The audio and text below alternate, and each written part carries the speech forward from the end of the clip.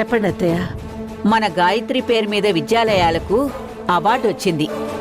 అది కూడా నా మనవరాలు మన ఇంటికి వచ్చిన తర్వాతే కదా. అవునా కదా? అవునత్తయ్య, మీరన్నది నిజమే. అందుకే నా మనసులో ఒక కోరికుంది. అమ్మా, నువ్వు కోరుకుంది ఏ రోజైనా నేను గాని దేవక్ గాని కాదన్నావో చెప్పు. నీ కోరికేంటో చెప్పమ్మా. ఆ ధైర్యంతోనే అడుగుతున్నాను వాసు. ఆ అవార్డుని గాయత్రి తీసుకుంటూ ఉంటే చూడాలని నాకు ఆశగా ఉంది. అది అడుగుదామనే వచ్చాను. మీరేమంటారు ఇంతకీ? అదేంటత్తయ్య గారు, దీనికోసమా మీరింతగా ఆలోచిస్తోంది? మన ఇంటికొచ్చిన అవార్డు మనలో ఎవరో ఒకరిని తీసుకుంటే ఏముంది? పైగా మన అవార్డు గాయత్రి తీసుకుంటుందంటే మాకు ఆనందమే కదా. నేను వెంటనే కమిటీ వాళ్ళకి ఇంటిమేట్ చేస్తాను.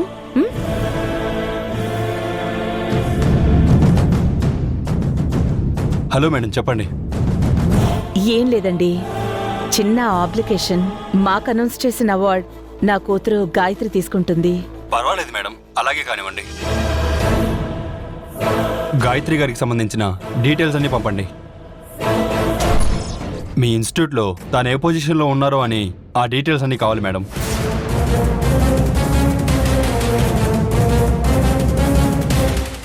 అంటే ఇంకా తనకి ఎలాంటి బాధ్యతలు అప్పగించలేదు. ప్రెజెంట్ తనకి ఇన్స్టిట్యూట్కి ఎలాంటి సంబంధం లేదు. సారీ మేడం, ఈ అవార్డు తీసుకోవాలంటే ఖచ్చితంగా ఇన్స్టిట్యూట్లో ఏదో ఒక హైర్ పొజిషన్లో ఉండి ఉండాలి, లేదంటే రూల్స్ ఒప్పుకో.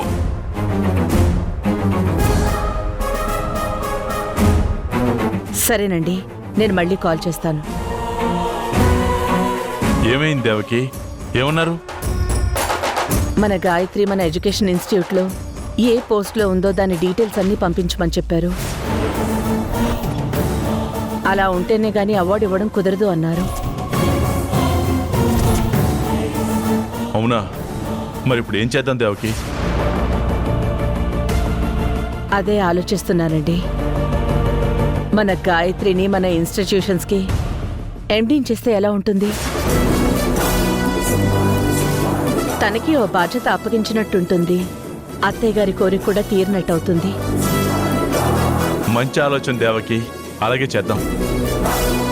మన గాయత్రికి అథారిటీ అప్పచెప్దాం ఎండీగా.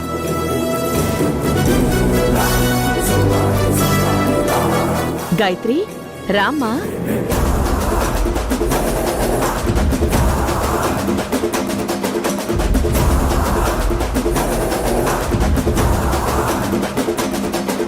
సరే మరి, అలాగే ఇంట్లో వాళ్ళందరికీ చెప్పి లాయర్ గారు అడ్వైస్ తీసుకుందాం. పద పదండి. పదండి.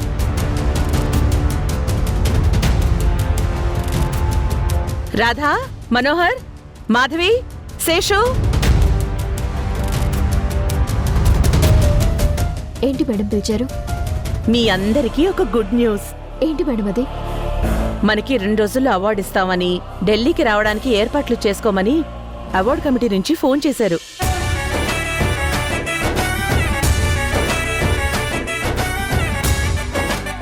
Congratulations madam. Thank you Radha. Congratulations, thank you Manohar.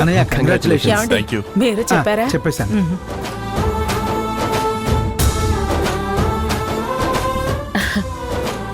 ఈ అభినందనలు మీకే చెందాలి రాధా.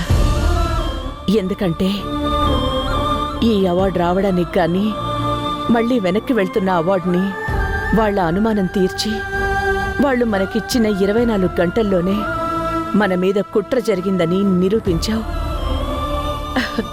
అందుకే ఇదంతా సాధ్యం అయింది. అదేం లేదు మేడం, నా పని చేశాను అంతే. ఇదంతా మీ కృషి, మీ కళ.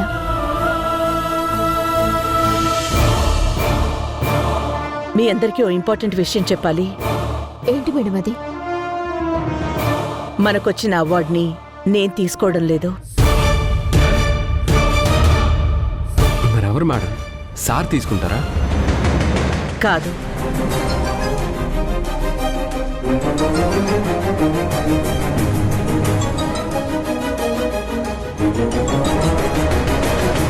నేను ఇంట్లో చేస్తున్న చాకరీని గుర్తించి నన్నే అవార్డు తీసుకోమని చెప్తుందేమో.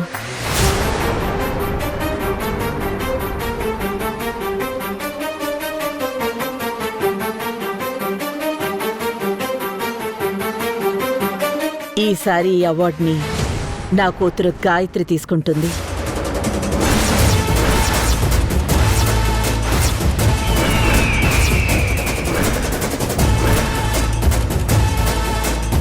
ఇదంతా విని మీరు ఆనందిస్తారనుకున్నాను, కానీ మీరేంటి షాక్ అవుతున్నారు?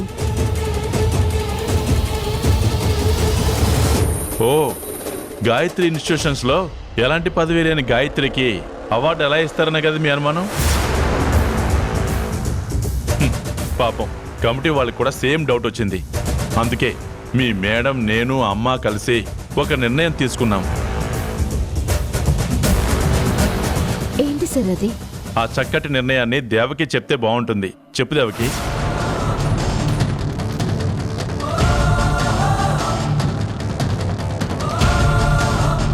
గాయత్రిని మన గాయత్రి ఇన్స్టిట్యూషన్స్ కి ఎండీగా నియమించబోతున్నాం.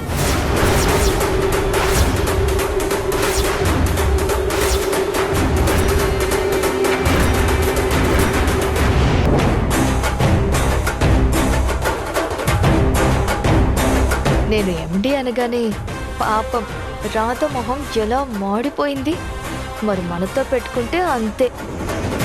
ఆ రోజు జరగబోయే అవార్డ్ ఫంక్షన్లో మన తరపున ఎండి హోదాలో గాయత్రి ఆ అవార్డు తీసుకుంటుంది.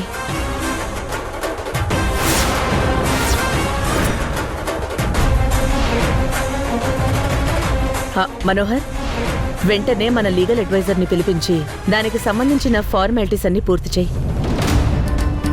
అదేంటి మేడం, ఇప్పటికిప్పుడు తనని ఎండి చేయడం ఏంటి?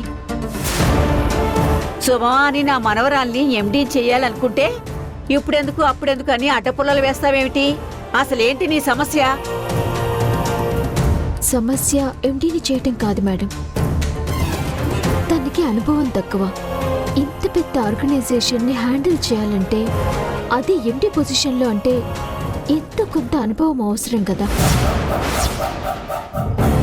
అందుకే ముందు మేనేజర్ స్థాయి నుంచి పైకి తీసుకుని వెళ్తే అన్ని డిపార్ట్మెంట్ల పైన తగిన అనుభవం వస్తుందని చెప్పాను.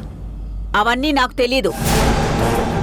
అవన్నీ చూసుకోవడానికి, అవన్నీ చక్క పెట్టడానికి నీలాంటి పనివాళ్ళు చాలా మంది ఉన్నారు. మెల్లమెల్లగా తనే నేర్చుకుంటుంది. నా మనవరాలు అవార్డు తీసుకోవాలని ఆశపడింది. దాని ఆశ తీర్చడం సబబ్ అనిపించింది. అది జరిగి తీరాల్సిందే.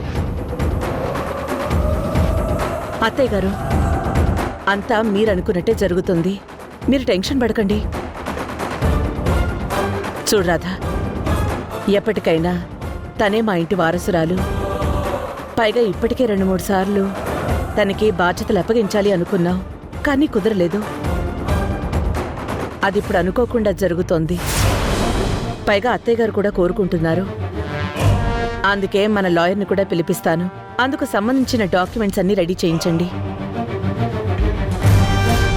సాయంత్రంలోపు ప్రాసెస్ పూర్తవ్వాలి.